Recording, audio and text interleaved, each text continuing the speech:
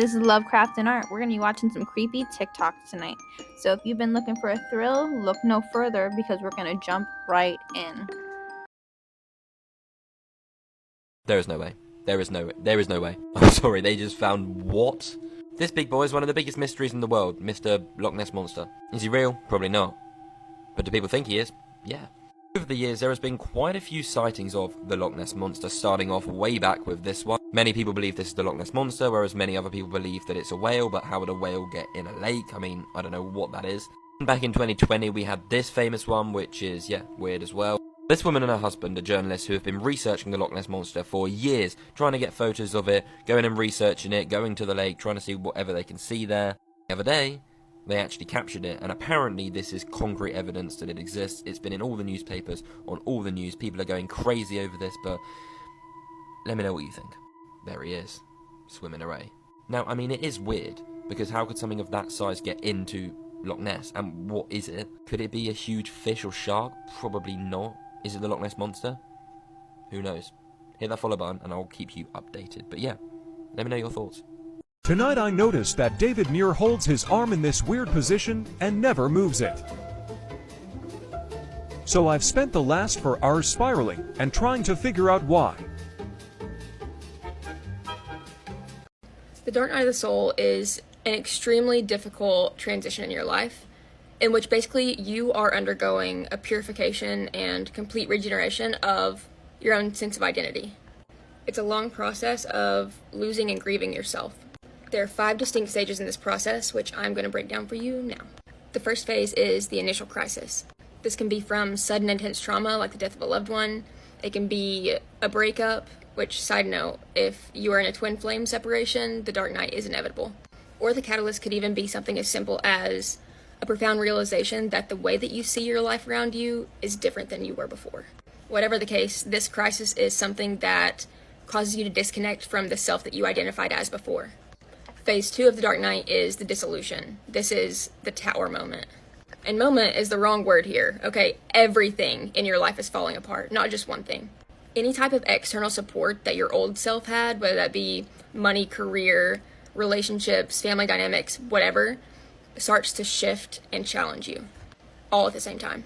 This stage is the most overwhelming by far, and is typically the breaking point for your ego, because it's essentially the inevitable death of the life as you knew it.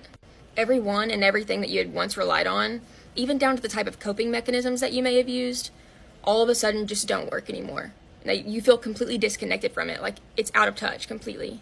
The third stage is surrender, and you can do this voluntarily and welcome the surrender, or it will just happen on its own. But the longer that you try to resist it and avoid changing, the harder your life is going to get. Most people reach a point of just utter numbness and dissociation that they begin to question the point of life itself. The fight to feel happiness again starts fleeting, and the person essentially is just existing without feeling alive. Stage 4 is the confrontation with the self. Eventually, your dissociated state of living becomes a mirror for your subconscious self. In this stage, shadow work is really important because you're going to begin to see extremely deep wounds within yourself, and it's up to you to understand and transform them. You really begin to see the physical, mental, and emotional habits that you had built, which you will then recognize was the cause of the suffering in the first place. This is the longest phase of the dark night, and it is not fun, it is not comfortable, and it is not easy. It's important in this process that once you identify your patterns, you start creating new habits that are healthier and allow you to heal yourself. As you begin to develop new habits, you will transition into the 5th phase, which is reintegration. You begin to realize that the person that had that initial crisis is not the same person that you are right now. You'll feel a mixture of both grief and inner peace. But most of all, you begin to feel hopeful again because you can see now that change can and did happen to you. And you realize that you have the option now to create whatever life you want to have. Congratulations, you experienced what true love feels like, and you gave it to yourself. Okay, so riddle me this. This cup broke in the dishwasher. This is the shard we found. Exhibit A. And the way that it is... No, put it in. It's rounded, so it's supposed to go like that, with the lip of the cup on top. And that's the way that it would fit, but that's the inverted part. How do you make it fit? in the cup. It doesn't fit. We're going viral, baby.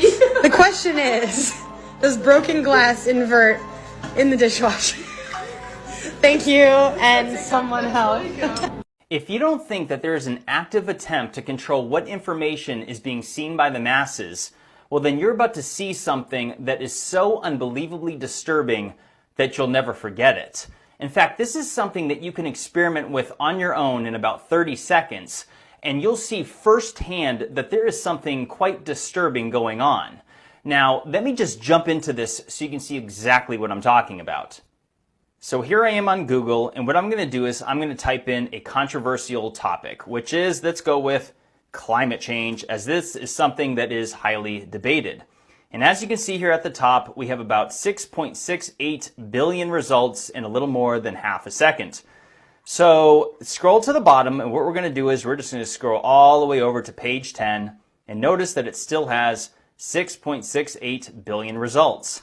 But what we're going to do is we're going to keep jumping forward as far as they'll let us go. And when you see what happens next, you're going to be quite surprised. So, okay, it goes to page 20, and then all of a sudden you have just 194 results. Where's the other 6 billion? Okay, here we go. In order to show you the most relevant results, we have omitted some entries very similar to the 194 displayed. If you like, you can repeat the search with the omitted results. Okay, let's do that. Hey family, what's up? We back again today with another one, and today we'll be talking about blood magic. A lot of people don't know that the earliest form of magic was connected to the woman's menstrual cycle. The first two letters of magic is M-A, which is Ma, short for magic. With the uterus being so sacred, this is the portal that brought us here to this realm.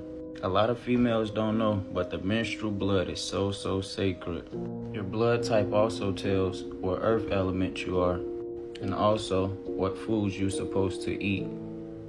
The ankh and the ram also symbolize the female's uterus. There's the ram for you guys. Makes sense? And this is why the rams was depicted in Egypt, helping the females give birth. Now when you break down magic, it's just science. So we about to get to the bottom of this. Scientists state that they found stem cells in menstrual blood in 2007. They've been knew this for years. So the female's menstrual blood have stem cells that can repair all organs in the body, regenerate skin cells, brain cells, liver cells, and even more. Basically what I'm saying, these are the secrets to immortality. Even in the Philippines, when the females have their first menstrual cycle, they will put it on their face for their acne, which will start coming during puberty. Or even when you get your blood drawn at the doctor, they will take 4 tubes of blood from your body when they only need 1 drop. You can get the same information from 1 drop of blood that you would get from the same 4 tubes of blood. And guess what they doing with your blood? They selling it to the highest bidder to make him become young again. This procedure is called stem cell therapy. It ranges from anywhere from $5,000 to $50,000. So to wrap this all up, the black woman was the first one doing magic, which was called blood rituals. It was not evil at all. This stuff came with positive intentions and good benefits. Like the rest of our history, they turn to evil and flip it against us. We woke now. Trump's in jail. You can quit building the wall. Mexico is paying to build a wall. Did you hear about that? You know why? Why is that? Okay, so whoever's over here, they're going to try to go back You're trying to go back? to Mexico, getting ready for a collapse, you know, in the dollar. So they thinking that a lot of people's going to start. Trying to go back? Yeah, so now Mexico wants to hold everybody back.